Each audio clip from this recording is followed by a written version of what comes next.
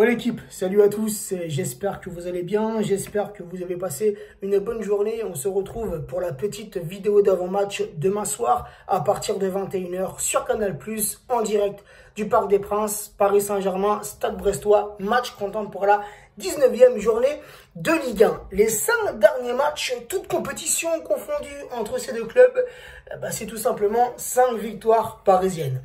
Le Stade Brestois, attention les amis, car sur leurs 20 derniers matchs, toutes compétitions confondues, c'est un bilan qui n'est pas trop mal. 10 victoires, 2 nuls pour 8 défaites. Côté parisien, sur nos 20 derniers matchs, toutes compétitions confondues, c'est un bilan plutôt positif. 13 victoires, 3 nuls pour 4 défaites.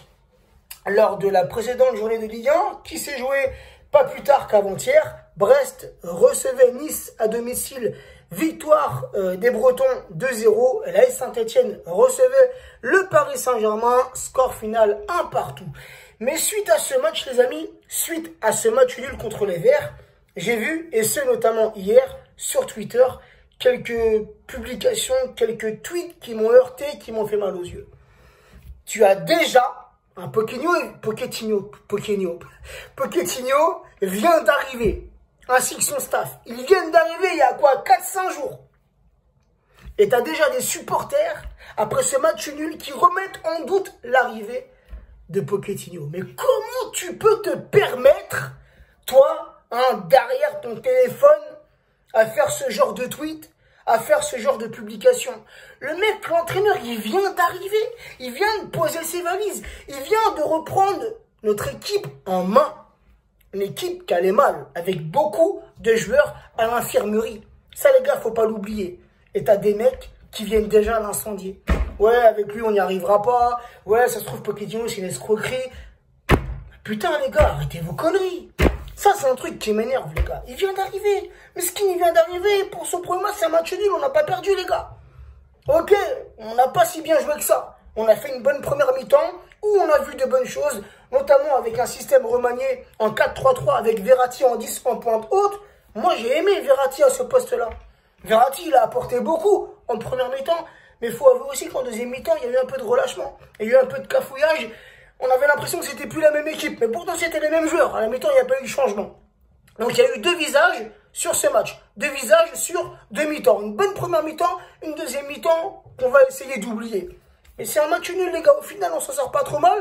On repasse même devant Lille. On repasse à la 2e place. Donc, les gars, tranquille. Il reste encore beaucoup de journées. Et non, t'as des mecs qui viennent un match. Ça aurait été quoi si on aurait perdu? C'est pour ça que des fois, ça me rend fou, frère. Mais ça, t'as vu ça, c'est sur Twitter. Comme je l'ai dit dans mes stories, sur Twitter, t'as des gens chelous. J'ai l'impression que t'as des gens qui créent un compte juste pour critiquer, frère. Juste pour critiquer. Bref. Au niveau du classement, les amis, le Paris Saint-Germain, donc, comme je viens de le dire, à la 2e place, avec 36 points, 11 victoires, 3 nuls, 4 défaites, 40 buts marqués pour seulement 11 buts encaissés. Brest, 10e du championnat avec 26 points, 8 victoires, 2 nuls, 8 défaites, 30 buts marqués pour 31 buts encaissés. Au niveau des absents, les amis, pour demain, les absents parisiens, il y a encore beaucoup de monde à l'infirmerie. Bernat, Rafinha, Neymar, Kipembe, Danilo, Paredes seront absents pour le match de demain. Et les retours, notamment 2 retours qui vont faire du bien à l'effectif parisien. Le retour de Florenzi, le retour d'Icardi, les amis. Et Pochettino l'a dit dans sa conférence de presse que je viens de terminer à l'instant. C'est important, une concurrence saine. Icardi qui revient, il a de la concurrence puisque Keane, en l'absence d'Icardi, a prouvé. Depuis que Keane a du temps de jeu, notamment sur Tourelle, Keane enchaîne les buts. Et c'est lui qui égalise contre Saint-Etienne. Moi, perso, je le kiffe, moi aussi, les gars. Mais Icardi, il ne faut pas l'enterrer trop vite. Icardi, malheureusement, il a été blessé depuis de nombreux mois, de nombreuses semaines. Icardi revient. Petit à petit, il va essayer de concurrencer Keane. Ça va pas être facile, mais tout est possible. Et Pochettino, je vais y arriver, les amis. Pochettino l'a dit. Une concurrence saine dans un club, c'est bénéfique et il en faut la concurrence, les amis. Donc, le retour de Florenzi, le retour d'Icardi et le retour de Kurzawa. Concernant la petite compo pour demain, les amis, pourquoi pas revoir la même chose que ce qu'on a vu contre Saint-Etienne en première mi-temps? Pourquoi pas, vu les blessés qu'on a, pourquoi pas repartir sur un 4-3-3 avec Verratti dans ce rôle de 10 pointes hautes. Donc, je mettrai Navas dans les cages parisiennes. Je mettrai Florenzi, hein, s'il est apte à jouer, s'il est apte à débuter. Je mettrai Florenzi latéral droit, Bakker latéral gauche. J'ai un peu plus confiance en Bakker que Kurzawa, en l'absence de Bernat. Voilà, Bakker qui a du temps de jeu. Même Bakker, ce qui me dérange un peu, c'est ses centres de merde. Hein, faudrait qu'il s'améliore sur les centres. Mais autrement, Bakker, les gars, il fait ses matchs. On va pas dire le contraire. Ensuite, la charnière centrale, même si je peux plus le voir, les amis, mais en même temps, t'as pas le choix. Tu vas mettre qui à la place? Kipembe est blessé.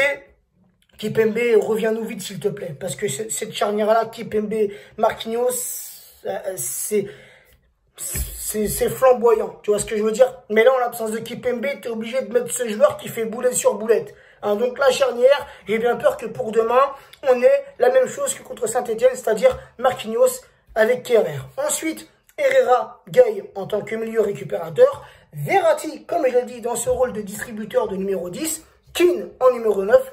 Mbappé, ailier gauche. Di Maria, ailier droit. Mais j'espère que ces deux joueurs-là que je viens de citer, Mbappé et Di Maria, on va les voir demain. Hein, même si c'est que contre Brest. J'espère qu'ils vont se réveiller. Là, ils sont revenus, trêve hivernale, je vais le dire trêve internationale, mais non. Trêve hivernale, retour de vacances, je sais pas, Mbappé, hormis sa participation sur l'égalisation de Keane, pendant le match, je l'ai pas vu. Quelques petits coups d'accélération, parfois il veut trop en faire, puisque parfois il fait le geste en trop, il glisse, il perd le ballon. Donc j'espère que Mbappé va nous revenir en forme. Là, dans quelques semaines, il y a le match au Nou Camp contre le Barça. Donc c'est maintenant qu'il faut se remettre en route. Pareil pour Di Maria. Là, Di Maria un peu fantomatique contre Saint-Etienne. J'espère que demain, on va le voir. J'espère qu'il va être décisif. Bref, voilà les amis, ma petite compo. Puis concernant le score pour demain, mon petit prono, honnêtement, c'est au Parc des Princes, c'est Brest. Hein, je respecte les Bretons, je respecte les Brestois.